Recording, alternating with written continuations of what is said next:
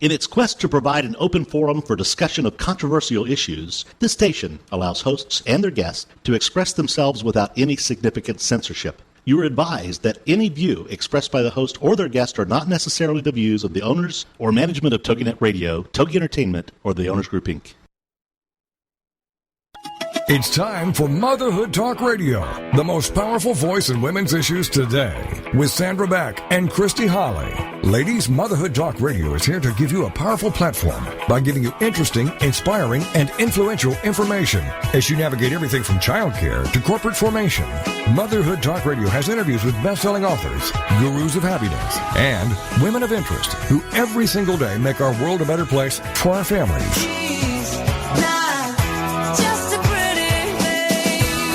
Motherhood Talk Radio, powered by Motherhood Incorporated, is on the air now. Moms, this really is your show. Motherhood Talk Radio. And now, here are your hosts, Sandra Beck and Christy Holly. Hey, mamas, this is Sandra Beck, and I'm here with Christy Holly and Rick Swanson. I bet Rick loves these shows, don't you? I think he does, more than he wants to admit. I don't know. Today is the preemie show, so we're going to talk about having preemies, which I had two. I had no preemies. No, but of course, the perfect mother. Why would you? Oh, you're so crazy like that. I know, but it's just so funny that your life is on paper so perfect. Perfect marriage, fairy lights at the wedding. Oh, yes. You looked really good on your wedding day, though. Yes, I did. Yes, you did look wonderful. I just love my wedding dress. I wish I could wear it all the time. In fact, I've actually seen you walking around with a vacuum cleaner. Look at me in my wedding dress. Just wait. Just wait. I'm going to get it down. Well, I think, one of the things that happens, especially in our country where we're so dictated by culture, the movies we watch, the TV shows we watch, it's really hard when a birth or a marriage doesn't go according to, the way society says it should. Yeah, it doesn't go according to plan. And you see a lot of them that look like they do. Right, Rick, weren't we talking about that? The people that put up that front that everything's perfect? Oh, yes, we talked about that. Well, we talk about it all the time, it seems like. Yeah. But especially in this town, when it's like you see everybody from the outside, and it's like, oh, yeah, perfect life. And then you start to get to know people, and you find things out about them, and you're like, wow, that's really screwed up. But, yeah. I mean, I think that's putting people up on a pedestal. It's not really fair to them either. No, but I mean, when we look at, I'm going back to my cynical point of people in general. Yeah, get out. Go, cynical man, go. Because it's the preemie show. But it's very hard. I think, it was disappointing to me, I'll be honest. Especially for your first one, you're so excited. Ooh, the baby's coming. And then you're like, oh, my God, the baby's coming. And, and I'm not ready. I mean, I will tell you what I packed for Max's birth. I'm not kidding you, my computer, my cell phone. I had books to read, and it was funny because that's what the nurse, she gave me the same look. She's like, what do you have in your bag there? Because, I had beautiful luggage, and I was telling her, and she's like, a hairdryer. Girl, a hairdryer, and this was to have a preemie. But I thought I was coming home. I just figured I would sit there for a couple hours, do some work, and, come home. I had no idea I would stay there for days and for actually a whole week, and, I'd have a premature baby shoot out like a tennis ball and, go from there. Nice. Very nice. Yeah, well, it's one of the things nobody, it's like my advice to women these days, I'm sure, Rick, you'll have some getting married advice, and Christy, you will too. But my thing about, thinking of getting married and thinking of having babies, I think it's remiss of me to not say, just tuck in the back of your head, there may come a point where you have to raise these kids on your own, through death or divorce or whatever's going on, or, deployment. Anything could cause, you to have to raise these kids on your own. But the second thing is to, tuck in the back of your head that, you having this baby may or may not be this amazing, miraculous experience. Tuck in the back of your head. There are no such thing as fairy tales. There are no such thing. Yikes. And there are no back of the head pockets that you can tuck in.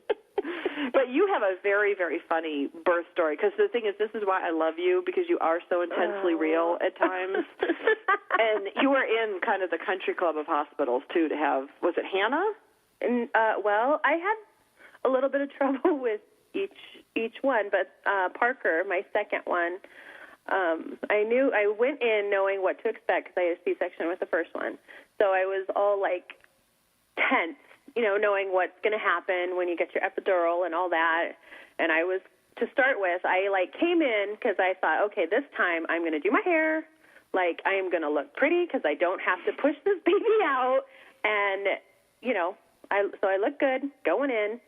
And then, like, I started crying because I had to, like, when I got the epidural, I was thinking, like, oh, if something goes wrong, I got all emotional, so I was really upset. I was upset during, like, when they were giving me the oxygen, putting me, putting me out, and I couldn't breathe. And then afterwards, like, I went into some, like, I was allergic to, yes, I was allergic to something, so I started twitching like I was a drug addict. Oh, and then, I kept, like, itching, and it was really hot. And then I threw up in my hair. Oh, wow. There's a keeper. And then they took me to a room. I had to share a room with this woman, and she had the side with all the air on. She looked gorgeous. She had a C-section, too. And the doctor comes in to check on me. I think it was the second day, which we didn't get to take a shower because there wasn't one in the, like, fast day wherever, when you go and have it and leave the next day. And so I had no shower. I was sweating hot. There was no fans. And I was horrible. And my doctor comes in, and I hear him talking to this other woman. And he's like, oh, you look so beautiful. Oh, you just had your baby. Oh, you can't even tell. And then he, like, takes a few more steps, and I'm standing there. I think they were taking the catheter out. I mean, it was like it was awful. And he goes, wow, now you look like you had a baby. I was like, you know what? I had words that I want to say, but I can't, because I'm all worked up over this. I'm still a little upset with him. Oh, yeah. And I did talk to him when I saw him after my visit to him. And he's like, I'm so sorry. I'll give you birth control for free forever. I'm so sorry I did that. I'm like, it is. Because it's that. I don't know. I look like hell. Yeah, I didn't look good either. But I planned to be all like, oh, I don't have to do any work. I'm just going to, Yeah, you're just going to slice that tummy open, pull that baby out, and, I know. Perfect life. Yeah. But anyway, it's brutal. That's that one. Yeah, no, mine was like they were trying to get Max out because he was in distress, and then I was in distress, and I remember at one point they were doing something down there, and I remember this little Asian doctor and thinking I was so excited that he was so tiny because, tiny doctor means tiny little hands, and when they're putting your hands places, tiny little hands are a good thing. And I remember laying there, and he was doing his thing, and I thought, oh, he'll be so gentle because he's such a little man. And he was in there like he was like roto-rooting a sink. And finally I sat up because he's like, I have to get it up there because I'm like, ow, that hurts. And it hurt even with whatever they'd given me. I'm like, that's really painful. And he's like, well, I have to get it, blah, blah, blah, blah, blah. And he was like, he did like 3 pushes, and I sat up, and I'm like, I am not a turkey. Because that's just what it felt like. You're trying to get that stuffing up to the neck of the turkey, and you're just pushing that stuff in there, and it's not glamorous. It's not like you see on TV. No, nobody really tells you about all this part. No. And when you have a preemie, they take the baby. Like with Max, all I remember was them saying it was like a boy or something, and then I went to sleep because I had to have surgery. But they took him away. Like there was no bonding, and he went in this little box, and he's in the NICU, and it was really strange for me to come home after having a baby and not have a baby, and I'm like watching reruns on Friends going like, well, I'm going to order Taco Bell tonight. Like, what's it going to be? Most people are having that like round-the-clock thing, and I would go to the NICU, and I would stay there all day and then come home and go to sleep. And it was really a bizarre experience. And the second one, when I had the second preemie, I was like, go ahead, keep them, because I knew what was coming. I knew that, because it's like you have to feed them with these little bottles that look like hair care color things. Well, Max was on a tube, and so just hook them up feed them and off you go. I mean, but it's nobody prepares you for like the weirdness that happens when it doesn't go according to plan. Yeah, and I don't like that. No. We're trying to prepare you We're right now. trying to prepare you. That right. it's not perfect. And it's like, yeah, plans change. Things change. It's not going to go according to your little birth plan. Well, I didn't have a birth plan because I didn't have one either because I'm too lazy. I was too lazy. But, well, they say like, here's your list of things to give to the doctor. Yeah. Right. Here's my birth plan. Not a Get chance. it out. That's my birth plan. But it is hard because, when I was having Max, Max was born at like 32 weeks. He was just almost 32 weeks. He was one day shy of 32 weeks. Well, the couple were having on, I think Tait was born at 27 weeks. Oh, wow. But I remember being in the delivery room, and this nurse is yelling at me, and she's like, breathe. And I'm like, she's going like, and I'm like, she's like, what are you doing? I'm like, I don't know. She's like, do the breathing. I'm like, the classes start next week. I hadn't been there yet. Yeah, because, they don't send you to the birth classes till you're like 8 months. Well, if you have your baby in the 7th month, I got news for you. You don't know what's going on. So who do you think is, just to buzz in, who do you think is responsible for informing the prospective mother of what childbirth is like? The mother or somebody else? Someone, your mother. Your mother had sex. She's the expert. Anybody's mother should tell their kids the truth. I've never had any kids, and nor do I plan on personally having any, like being pregnant, but wow. I know what it's like. I mean, I did have You don't know what it's like. More or less, and of them. I've seen some of the birth videos and stuff, and I don't even know why these clowns, some of these husbands want to film that crap. I mean, like, this is nasty. I've seen animals give birth, and it's not much better with people. Bloody, fluid, I agree with you. It's not noise. like it's a beautiful thing, but it's not that beautiful to see. It's a beautiful thing that you're creating a new life, but the process of getting that to that point, not pleasant, in my opinion. So pretty. Not so pretty. Well, we are Christy Holly, Rick Swanson, Sandra Beck of Motherhood Talk Radio. We are talking about premature babies. When we come back from the break, we are going to welcome Lauren and Tait Zimmerman of the Little Tait Foundation for Preemie Aid. I'm sure we're going to have some laughs and some giggles because they have 3 beautiful children and a big hospital bill. We're going to talk about that after the break.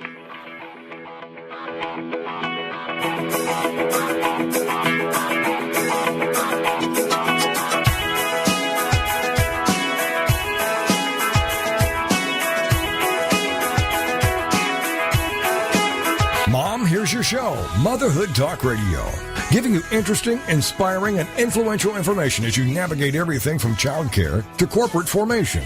This is Motherhood Talk Radio, and we'll be right back after these. The Way of the Toddler, with hosts Lita and Lori Hamilton, is a show unlike any other parenting program you've ever heard. Zen Masters in Diapers? Yes. Join us Tuesday afternoons at 5, 4 Central here on TogiNet as we celebrate parenthood as a spiritual path for a journey to inner peace. With thought-provoking and spiritually compelling guests, each week Lita and Lori will explore how our children help us with the lessons we came here to learn, adding deeper meaning to our lives and relationships while giving you valuable gems to add to your unique parenting toolkit. Check out the website, thewayofthetoddler.com. With great humor and honesty, Lita and Lori will demonstrate how inner peace is possible, even when surrounded by poopy diapers and piles of laundry, and what we can learn from the innate wisdom and natural spirituality of our Zen Masters in Diapers. It's The Way of the Toddler with Lita and Lori Hamilton. Tuesday afternoons at 5, 4 Central, here on TogiNet.com. Booyah! That's the word uttered when you know you have the upper hand, or you're the winner. Well, now, we have the Booyah Radio Hour with Martin Bressy. Tuesdays at 9, 8 Central on TogiNet.com. Martin's show is all about helping speakers and authors find their niche, create their brand, and achieve massive success. Each week, Martin will interview guests from around the world who have achieved tremendous success as speakers and authors. You'll find out who they are, what they do, and how you can follow in their footsteps to achieve incredible results. Guests will come from around the world of business, entertainment, finance, the arts, and sciences. Nothing is off topic. No subject too taboo. We'll share valuable information as well as huge laughs as we discover the ups and downs of being a successful speaker and author. The Booyah Radio Hour with Martin Pressey. Tuesdays at 9, 8 Central on TogiNet.com. Welcome back to Motherhood Talk Radio, the most powerful voice in women's issues. For more information, check out the website, motherhoodtalkradio.com. Now, let's get back to the show with your hosts, Sandra Beck and Christy Holly. Hey, mamas, this is Sandra Beck, and I'm here with Christy Holly. Rick's got to be so glad he's off for the rest of the show. Yes, he is. He is. It's like he's one of 6, the oldest of 6, and then we have Motherhood Talk Radio show, babies, babies, babies. And then my kids, your kids. It's all good. It's all good. Good thing he's a big, tough man. Yeah. Yeah. So we have as our guest today Lauren and Tait of the Little Tait Foundation for Preemie Aid, and we're going to have some fun with, I'm going to go to Lauren. Lauren, are you here today? Thank you for having us. Oh, there you are. I hear somebody in the background. Another baby there? That's 1 week old, but he's going to sleep here, so hopefully he'll be quiet. No, we love it. We love it. Are we, Christy? I mean, Yes. We've had, was it Wacky did a meltdown? Your kids were awful one show. Yes, but boy, yes. I like it when other people's kids are not behaving. Me too. I mean, Makes me even happy. if they're just an infant and they're crying, it's like been there, done that. I know, it makes me happy. Yeah. So, Lauren, we want to hear your story. We'll get into the Little Tait Foundation for Preemie Aid a little bit later, but we want to hear your story. Sure. Well, let's see, Tait and I were married in May of 2008 and found out we were expecting a month later, and we're extremely excited. I went out of town to visit my family, came back at 27 weeks pregnant, and now where were you living at the time? I'm up here in Alaska. Okay. And I'm from South Carolina. So got married, moved back here, went to visit my family, and came back about 9 hours after Tait picked me up from the airport. I was in labor and ended up with an emergency C-section, being rushed into Anchorage, which is about an hour and a half drive from our house, rushed in an ambulance there, and little Tait was born by emergency C-section at 27 weeks, and he weighed 2.5 pounds. He was 14 inches long, and initially we didn't really know if he had made it. I think when they pulled him out, Tait could see him, and I think they were trying to hide him from me a little bit, but Tait just told me, he just said he's really purple and didn't really say anything else. I think he might hear me. But he did make it, and he was actually breathing a little bit on his own, which is kind of rare for 27 weeks along. Of course, he did need lots and lots of breathing help over the next couple months, and he was in the hospital for 3 months, and we stayed, we actually commuted 120 miles round trip every day until the last 5 weeks when we were able to stay in a little room off of his room. And he had ups and downs, but finally did get out 2 days after his due date. So he was in the hospital from November 6th until February 6th. And we were in there for Thanksgiving and Christmas and all of that. So it was definitely an experience, and was really strange too. Like when you look back on it, like it's just not like anything you could ever possibly imagine or expect. No, it's kind of one of those things that you go, you hear about preemies, but it would never happen to us. That's something that happens to people on the news or people in books or just other people, but it wouldn't happen to us. And, Well, yeah, I felt the same way. I was like thinking, and this is, no disrespect to anyone, but I always thought, people who are really young or people who don't take care of their bodies or people who do drugs, or smoke, I'm going through all these things. And I'm like, I was working out gently. I was, eating properly. It's like I just didn't, it wasn't in my, I always thought there was like a fault, right or wrong. Who caused this? Exactly. What caused this? And, and then it happens to you, and you're like, because I went through everything possible, that, like, was I working too much? Was I on the freeway too much? Did I eat sushi 4 weeks ago, and completely ruin everything? I mean, you go through, at least I did. Did you go through any of those crazy, was there something that I did, or did that not run across your mind? Well, to some extent, it was kind of, should I have been traveling? Of course, normally that's not an issue when you're pregnant. You have to be careful, but normally traveling is fine. And there was a little bit of that. Well, maybe that's what caused it. Maybe that's what brought on labor and all that. But then when we started having problems at 25 weeks with our second pregnancy, then we knew that this wasn't just it hadn't just been a fluke the first time, and it's something they don't know why. For some reason, they just come early for us, and we don't know why. We have to take it easy, and I've had bed rest with both my pregnancies since then. Yeah, I had bed rest on my second one. They put me on bed rest. I think it was the 4th month or something like that. Similar to you, where they're not, they just didn't want to take any chances. But it's. I'm glad that you had that. I'm not glad for the baby. I'm not glad that you had distress like that, but I'm glad you had some of that relief that says, well, this is just the way my body is, because I found that when I had my second son and they put me on bed rest and there were all these, it was the same conditions.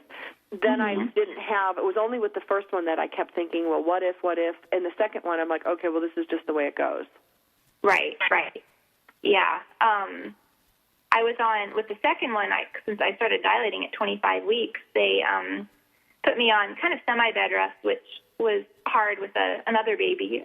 Little Tait wasn't very old. And anyway, and then this time I got put on semi-bed rest from about 31 weeks on, and we did make it, with our third one, we did make it all the way to 38 weeks. That is wonderful. Congratulations, Mama. That's not an easy feat.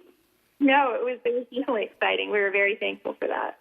Yeah, I mean it's when you're on bed rest, it's when you have a toddler. Like, I want to bring that up for anybody who might be experiencing this.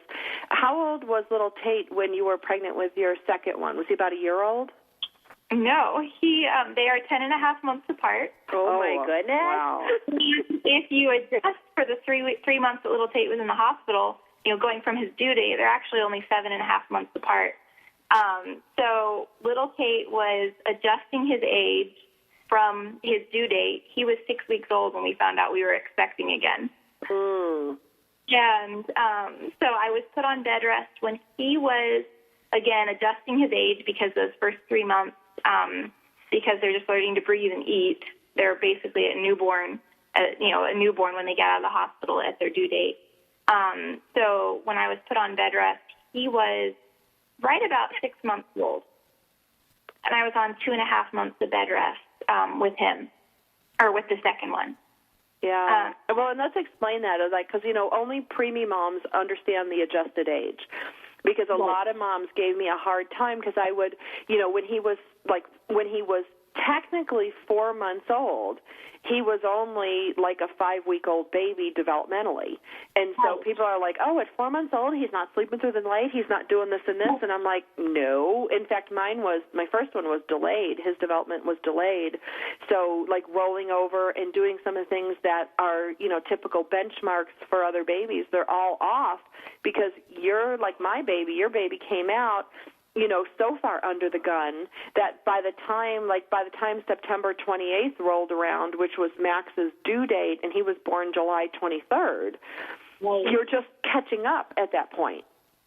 Right. So, you can't say, well, I have a 3-month-old, because you really don't. You have a 1-day-old if he was born when he was supposed to be born, because it's not like a couple weeks here and there or even a couple days. It's months. Right. Well, I didn't want to a lot of times I would just give people his adjusted age if I didn't have time to go into, well, this is his real age, this is adjusted age, this is why we're adjusting, this is... Right, he's minus 30 right now. Right, of course. Yeah, and then right now Little Tate's 2.5, so by now we're not adjusting anymore. At 27 weeks, when he was born, they do go by an adjusted age up until right around 2 years old, and by that point he's basically caught up to normal 2-year-olds pretty much. So there's not any difference between him and a normal 2.5-year-old at this point. Yeah, I found that too with both my kids, that by the time they were about 2.5, everything like language-wise, like, my one son didn't develop language, who knows if it was just the way he was made or, because of his birth situation. But yeah, by 2.5 years old, both of my kids seemed to have, like, you couldn't tell, like there wasn't anything obvious or anything that I really noticed at that point other than them being them. Right, yes. Yeah, now mine, when I had Max, was 2 years old when I was on bed rest, so it was really hard because he got mad and he would kick me because I couldn't pick him up. He wasn't allowed to sit or lay on me. He could lay next to me, but, they want to lay on you, and he wasn't allowed to do a lot of things. And he got really frustrated, and he got really mad. He would be mad at me, and I'm like, you can't explain to a 2-year-old, sorry, I can't, pick you up because, I've got, I got to cook your brother.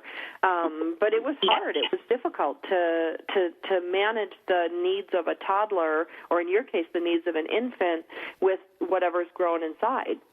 Right, exactly. And that was always hard. This time when I was on bed rest, I had about an 18-month-old and a 2.5-year-old. And it was hard explaining, I can't pick you up. Fortunately, the 18-month-old was fascinated with walking and holding my hand, so that was a good thing. And but yeah, it is hard balancing taking care of the older ones and the one who's not born yet. Yeah, because everybody has their needs, and you have your own needs. Even just, I don't know about you, but like I was afraid to pick up my toddler because I was so dizzy. I was so dizzy from the bed rest that the few times that I would get up in the day, I was only allowed to get up to go to the bathroom, and that had to be with assistance. I was so dizzy, I didn't want to carry him. Yeah, they wouldn't let me pick either of them up. For most of my pregnancy, they're huge. They're about 35 pounds apiece, so... it's definitely, I couldn't do that at all. Wow. Well, we are here today with Lauren Zimmerman. We're going to welcome her husband, Tait Zimmerman, coming on next segment. My name is Sandra Beck. I am the host of Motherhood Talk Radio, along with Christy Holly and Rick Swanson. If you want to check out their foundation, it's preemiefoundation.com. The Little Tait, you can look at Little Tait's story on there, but preemiefoundation.com. And we're talking about having premature babies, what to expect, and how to get through it.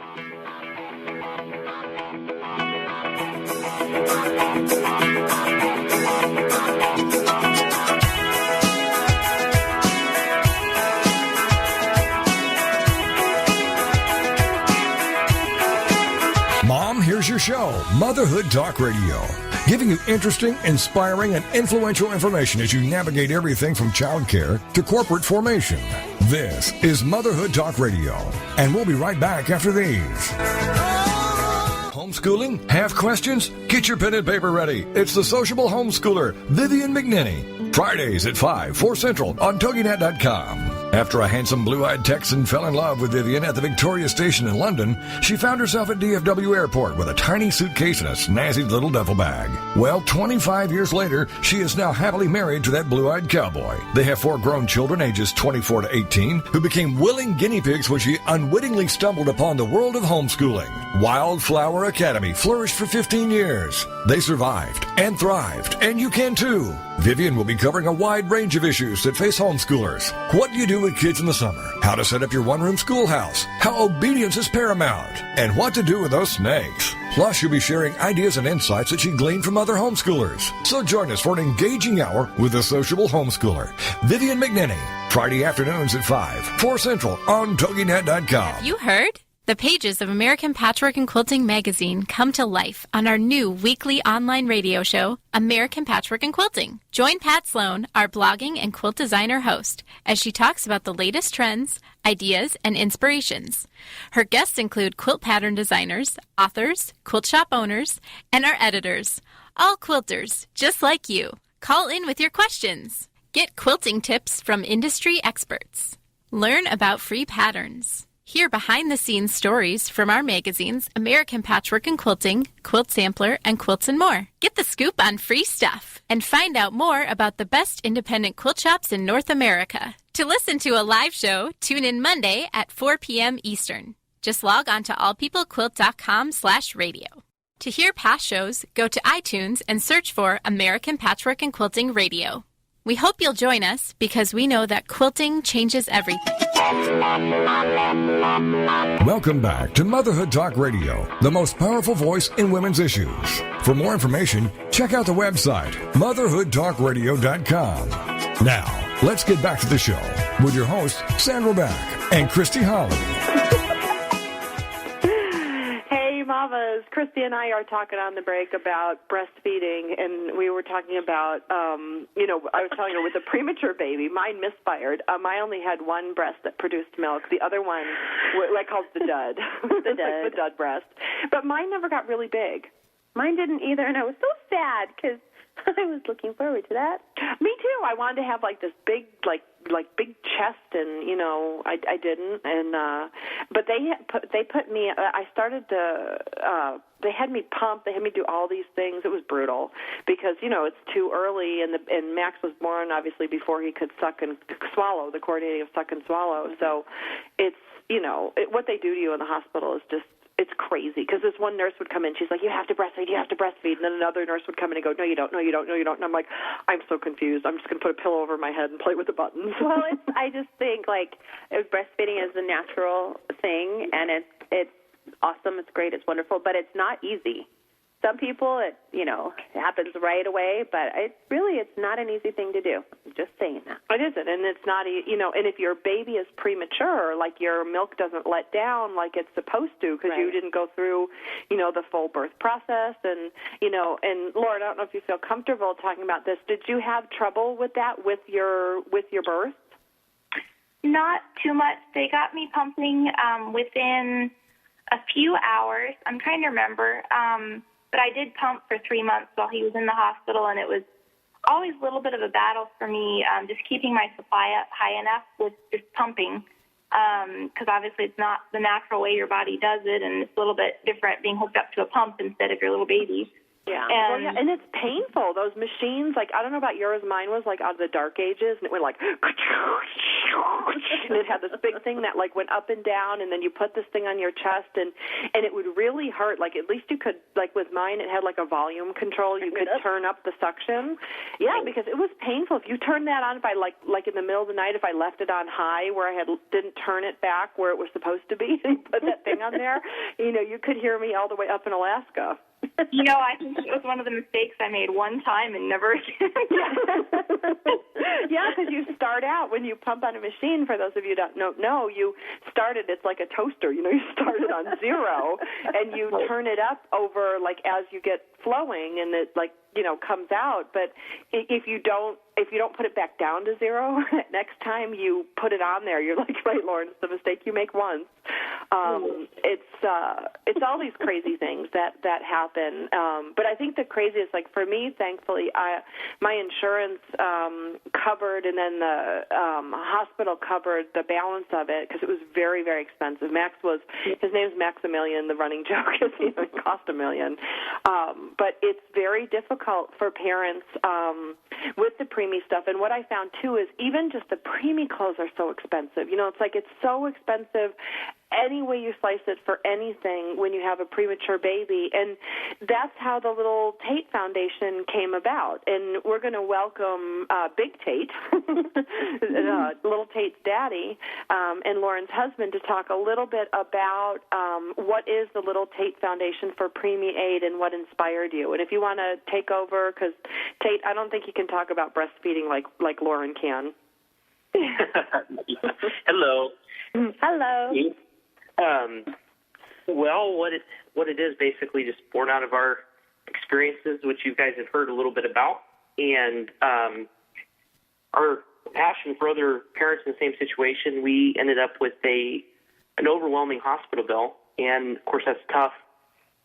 Going through everything and right in the middle of it, knowing that you have this huge hospital bill stacking up. Ours ended up over $900,000. Yeah. And so we were able to raise money to pay off the doctor's portion of that within a short time period through help of others in different ministries. And from there, we basically are now making payments on the rest. And so what we put together is an organization that will basically help the families of preemies that have overwhelming financial needs to meet those needs. It's a lot. It's a lot because you have, like, I don't know about you guys, you probably felt the same thing with me, and I don't know, you guys are different, but, like, when I would go into the hospital to visit Max in the NICU, there was a part of me that was completely divorced from the whole situation. It was so hard for me because I was like, God, is this child going to live? Am I going to, did I mess up? Because I had fertility treatments to have this baby, so there was all this guilt going. Like, I forced something that wasn't natural. And, but I, like, kind of blocked out. Like, I think he was probably 6 months old, chronologically 6 months old, not from his birth, not adjusted, like, if he was born properly, and then 6 months from there, before I finally could let myself go enough to be like, oh, I love you, like you're my little baby. I was just kind of frozen up until that point. But then to add on, crushing medical bills on top of that is just unreal. Mm-hmm. Yep. It's definitely, it's one of those things you really, I would go back and forth, and there would be certain points I'd let it get to me. But overall, I was able to just realize there's nothing I can do about it. I need to enjoy this little guy here and do what I can do and just get through this. And ultimately, God will work things out, and we'll just have to do the best we can. That's right. I know that sounds like such easy advice, for parents, but there is a point where you just kind of have to let go and go, okay, it's going to be what it's going to be, and I'm just going to go with it and kind of go with the flow. But, Tait, what's your best advice? And I'm going to ask you this, Lauren, so you have a moment to think about it. But what is the best practical advice that, Tait, you have for dads that are going through a similar situation? And then, Lauren, I'm going to go to you for kind of your best piece of advice for moms going through this situation. Okay. Basically, starting with one of the big things I think any dad through this process is going to find is that the mom's a little bit distracted. You think? And of course I was distracted too, but it's easy, especially we were just newly married and expecting a certain amount of attention and emotional attention and just the what a guy expects from a gal, just her time. It was hard to get it during that time period, and so at a certain point I realized that was the case and probably didn't do the best I could have been, but just to be very selfless during that time period, because it is a lot for a gal to go through. And it's so, like with Lauren, it was so, you could just see that it was so hard for her because here she wanted to be the one taking care of her baby. And, it's hard to kind of get in the middle. The nurses they're usually pretty good, but they do a lot of the things that it takes for the baby to live. And so she really wanted to be right in the middle of things and to be up for the feedings or to be up for all the care and the diaper changes and all those different things. To be involved and very little sleep. You just can't. I mean, there's certain things the nurses have to do, and I know exactly, Lauren, what you probably felt like. Sometimes I felt stupid standing there. Sometimes I felt mad. Sometimes I felt helpless. It's just not at all what you expect. And Tait, I'm so proud of you to stand up and say to the dads. I mean, Christy and I are like all excited That's over huge. here. That's huge. Well, I don't mean to give admit that or say that. Right, because a lot of men feel the same thing, but nobody ever says it. Or they might just be mad and not recognize that the feeling is their needs aren't getting met, and that at this time, when your wife has a preemie like that, you're right, her focus is going to be on that kid and really not on you. Yes, and Lauren did a very good job given the circumstances, but it's easy for, a little bit of resentment to creep in, just as part of human nature, just her eyes and ears are just on the baby, and every day is a new day, and you're just wondering, is the baby going to make it? So, just being selfless is definitely hard given that situation. And the hard thing is I could tell myself during that time period, okay, don't resent anything. Don't be too needy. Don't expect that she's going to be able to spend time with you. Things are going to be the same as they were before, but still it tends to creep in a little bit. So, well, you're human. Yeah.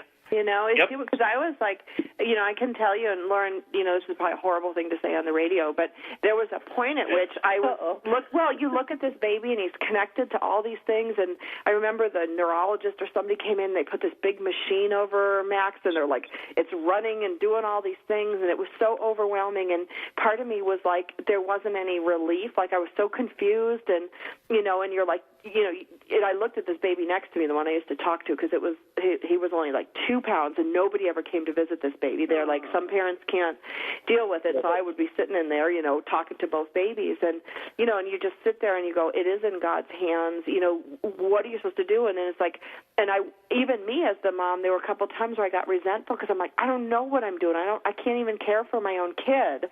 You know, I can't feed him. I can't hold him. I can't do all these things. I can stick my hand through these little, you know, the little hand thingies.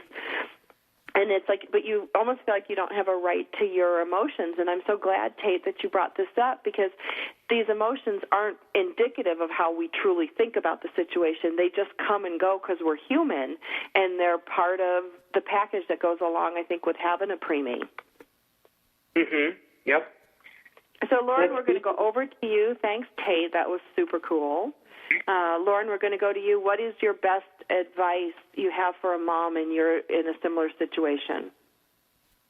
Well, just what you were talking about, it is extremely hard to feel like the mother of this baby when they're sitting in this isolate or incubator and they can't do anything. You can't hold them. It was actually 5 days before I could hold little Tait, which wasn't too bad, but it was still hard waiting that long.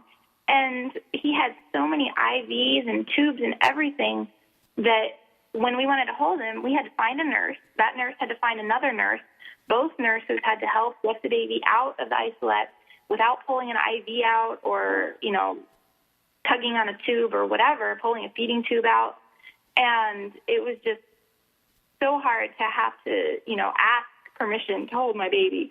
And sometimes he wasn't stable enough. Sometimes we'd be holding him and his saturation would just keep dropping. His oxygen levels would just keep plummeting, and we'd have to just put him back. And the other thing is, you know, when he'd have his apnea events, which are very common with preemies, they just forget to breathe. They're too little. They're not supposed to be breathing yet. They just forget to breathe. Their heart rate drops. All the sensors go on, and then it's the noise. And that's the time, you know, here when your child's not breathing, that's when you have to step back and let somebody else come and try to, you know, get them breathing again. And that's very against. I'm going to have to cut you off, but we're going to talk about this when we come back from break. But it does go against everything that's in you as a mom to hand over your baby to somebody else when your baby's in distress.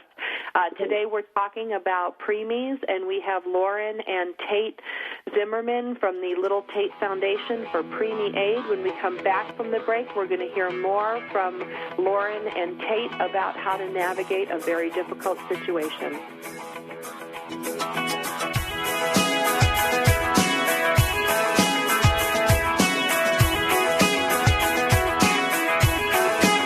Mom, here's your show, Motherhood Talk Radio, giving you interesting, inspiring, and influential information as you navigate everything from childcare to corporate formation. This is Motherhood Talk Radio, and we'll be right back after these. The American Rock and Roll Countdown with Alex Price. So where were you in the 1970s? Well, this Saturday morning, we're going to flash back to the 70s as we count down the classic hits with the American Rock and Roll Countdown. You'll hear news and information and stories about the artist and what was going on during the specific week that we highlight. So be sure to join us at 9 o'clock Eastern Standard Time this Saturday on TogiNet for the American Rock and Roll Countdown. The American Rock and Roll Countdown on TogiNet. Why do I feel so lousy? Why aren't my medications working? Why can't my doctor figure me out? These are just a few of the questions Dr. Kevin Connors will be exploring in Dr. Kevin Connors Live every Monday night at 9 p.m. Eastern, 10 p.m. Central on TogiNet.com.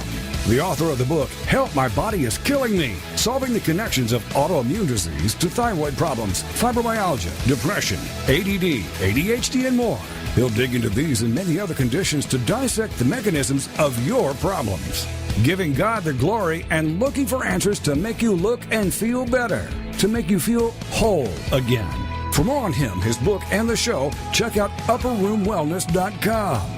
Never be satisfied with a diagnosis. There is always a reason behind it. And if you can alter the mechanisms that led you down your current path, we can change your future. It's Dr. Kevin Connors, live, Monday nights at 9, 10 Central, here on TogiNet.com. Welcome back to Motherhood Talk Radio, the most powerful voice in women's issues. For more information, check out the website, motherhoodtalkradio.com. Now, let's get back to the show with your hosts, Sandra Beck and Christy Holly. Hey, mamas, this is Sandra Beck and Christy Holly, and today is our preemie show, and we are talking about premature babies, and I myself have had 2 preemies, and, well, Christy, in that perfect life of yours, I was saying that as preemie as I get is 2 weeks early for each of my kids. Yeah, and if they would at 9 pounds. You know, 8'3" and 9 pounds, and then 8'2", I think. Well, and, you know, it's funny, you know, when we don't, I think a lot of times, like for me, I took for granted people having babies. I took for granted healthy babies. And, you know, when we can stop a minute to think about the preemies that are born and the babies that are born with health issues or the ability to conceive. Like my sister could conceive no problem. I had more trouble. Right. And, you know, we don't take for granted. We can't know what we don't know, but that's what we're doing today is we're raising some awareness for not only the Little Tait Foundation, which you can find at preemiefoundation.com. You can learn more about what they do. We're going to talk about it right now. But also, you know, if you were able to conceive and you were able to carry your babies to term, that's a really big gift because there's not a lot of people that can say that their, you know, births were you know, successful, that their babies were to term. But we can report that both my kids are doing great, and Little Tait and his brother that was born premature are both in good health. Is that correct, guys? Hello? Hello? Did we lose Lauren? Lauren? Tait? Talking in the other room. There, but anyways, they're doing excellently. Little Tait is basically, I mean, he's caught up. He's Lauren could correct me, but he has 90th percentile as far as weight goes. He was since about 3 months out of the hospital. He's been right about top of the growth chart for a while, you know, going by his adjusted age, but gradually moving into the normal growth charts. And he has done extremely well, been very healthy, and so is his brother was born 5 weeks early, and they're both just huge, healthy, and just loving everything. They're especially loving their newest little brother right now, especially kissing his hands for some reason. But they are thankfully they're very healthy, very happy today. Now, this is so important because, you know, we've had, you know, I guess between the two of us, we've had 4 preemies, and then we've had, Christy, you've had 3 to term, and your littlest one, Lauren, came to term. So we're 3 preemies and 4 to term kids, you know, just represented on the show here today. And that brings up the concept, too, of, like, you know, who's paying for all this stuff? You know, who's paying? There's government funding that's available, and this gets involved with the mission of the Little Tait Foundation for Preemie Aid. And Big Tait, I'm going to go to you for this one. What's the issue with government funding and hospital bills, and especially when it comes to preemies? Well, to back up there, we could have very easily had Medicaid pay for a hospital bill, and it covers over a certain, under a certain birth weight, and Little Tait was just under that. And we were going to, so we were planning on doing that. But we, after some prayer and going to God's Word and counsel and just thinking about things, we decided to stick with our previous commitments or principles that we believed in, which was that the role of providing for welfare and for the needs, overwhelming financial needs in the community is the role of the body of Christ, as Galatians 6:2 says that we should bear each other's burdens. And so we feel that that's the role of the church, not of the state. The state is given the sword. I know many would disagree with that, but regardless, over the last century, we've seen an increase in the state taking over all kinds of these responsibilities, everything from the care of the elderly to hospital bills to premature babies to whatever it is. And as a result, we have more statism. We're hopelessly in debt as a nation. And we have so much bureaucracy because for that tax dollar to get to a preemie, there's so many layers of bureaucracy that it has to go through. So basically, it's harming us as a nation, our dependence on the government versus just reaching out and meeting these needs directly, which we feel very strongly about. So, right, and I get that. It's like, somebody's got to pick up these bills, and if it's not the government or the government picks it up, it's our tax dollars, and then there's red tape, and, where is the role of the personal responsibility of the family? Where is the, especially if the family has earning power or connection, where is the role in the church in providing, for its flock? I mean, there's a lot going on there. So the Little Tait Foundation forms out of this mission to take care of our own, if you will. What is the mission of the Little Tait Foundation? Well, providing for the overwhelming needs of premature babies, regardless of whether the state would cover those bills. Basically, we're providing a third option. There's basically two options in existence that we could see when we went through our struggle, and that is either you make enough money that you can pay for it, which is very unlikely with a lot of these bills. $900,000 bill is even a lot of the hospitals won't spread that over a period of time. And the other option is a lot of people just go bankrupt or we turn to the government. So what the Little Tait Foundation for Preemie does is provides a third option. And so what we do is we find or we have families come to us, and those families have these overwhelming needs. We help fundraise for them, raise money, support. We spread the word, and so we get really good at spreading the word, raising funds to help meet these overwhelming needs.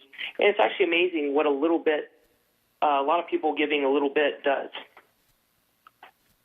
It's true. I mean, when you see, some of the different foundations and, you get, 100,000 people just giving $1 or $5, that's $500,000 raised, for a foundation. How does it work? Like, if there's a family in need, what happens? Like, what do they do? Basically, they would contact us or we would contact them if we hear about them. And then the next thing is we would go through and we'd interview them. And some things we'd want to see is, first of all, are they putting what they can throw at it into it? Somebody is able to cover a bill. We don't want to step in there necessarily unless it's an overwhelming situation. Then we go through, why didn't they have insurance? In our case, we were a newly married couple. We were planning on getting insurance before the baby came, just procrastinated, didn't do it. And even if we had at that point, it would have taken 8 months to really kick in typically. So there's a period of time in which it takes for to kick in to cover those larger. To cover the pregnancy. Usually it's a year.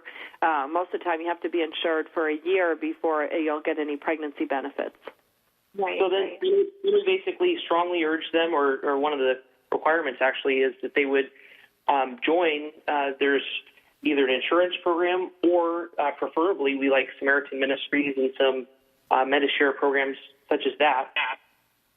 And so we go through that process to make sure that it's not going to happen over and over again. This is a huge burden. And then from that point, we brainstorm. We get it out on Facebook, through our network of fellow believers. Thankfully, I've worked with some different ministries and developed a network there. And just radio shows like this, just getting the word out and raising money for their needs. Now, what's the status of Little Tait is 2.5 now. What's the current status of his hospital bill? It's currently reduced down to just under $300,000, and because of the income I make, we're able to pay it off on a monthly basis, and that's the goal. There may be points where we need to ask for some help, but more or less, I think we can handle that payment, and so we've got it as low as we could. And we don't use the LTFPA is not for our personal use, so. Right, so Little Tait Foundation is not here for your personal use. It's to help other families in your situation, and that's really commendable to you, Lauren, and to you, Tait, because what you're saying here is that you're choosing, and I love how you call it meta-share. You're sharing the cost of your medical burden and not dumping it over to Medicare completely. No judgment for someone who does, but you're taking responsibility for not only your children, but also for their medical bills and participating now in the help of other families who find themselves in the same situation. And I have to say that's got to be a huge relief. Not for you guys, because it's a lot more work for you to have a Little Tait Foundation. But a huge relief for families out there. We did raise money for Little Tait's neonatology bill. It started out at about $180,000, and just with their standard self-pay type reductions, it came down to about $51,000, and we were able to raise that in 60 days and get that bill paid off. So that was definitely very thankful for that, but that was one of his bills, and then we're still working on the hospital bill ourselves. Well, you guys, I am really proud of you, and I'm really proud of what you stand for. That you guys shoulder this burden with 3 kids. I'm so thrilled to have you on the show today. The foundation, if you guys would like to learn more about it or you would like to donate money, is preemiefoundation.com. This is to help premature babies that parents have accrued exorbitant medical bills, and I'll tell you, they do run up quick. I mean, neither of my kids was cheap, and I was insured, and it still was a lot of money out of pocket. But I am really proud of you guys for what you've put together, and what a great legacy for Little Tait and for his brothers, because this is something that is way above and beyond the call of duty. Absolutely. Absolutely. So we've got about a minute to break. Lauren, I'm going to go to you quickly, 30 seconds. Your best piece of advice to a mom who is in the NICU today. That is, do what you can for your baby, and it will help you feel like a mom. I did my laundry. I did laundry for him. I brought in my own blankets, his own clothes, instead of using the hospital ones, and I pumped milk for him, and it really just made me feel like I could do something for him and I could take care of his needs. Oh. That is amazing. What a beautiful sentiment. Well, my name is Sandra Beck. I'm the host of Motherhood Talk Radio along with Christy Holly and Rick Swanson. Today's show will be available on iTunes. It is also available on TogiNet.com for those of you that didn't live stream. You can also head to MotherhoodTalkRadio.com and pick up previous shows and today's broadcast if you missed the beginning. Our guests today were Lauren and Tait Zimmerman. They are parents of 2 premature boys and 1 healthy, bouncing baby newborn. Check out preemiefoundation.com and make a donation.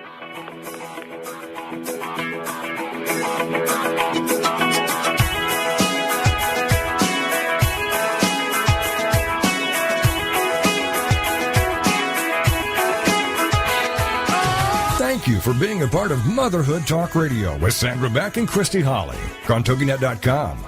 Join us every Tuesday as we give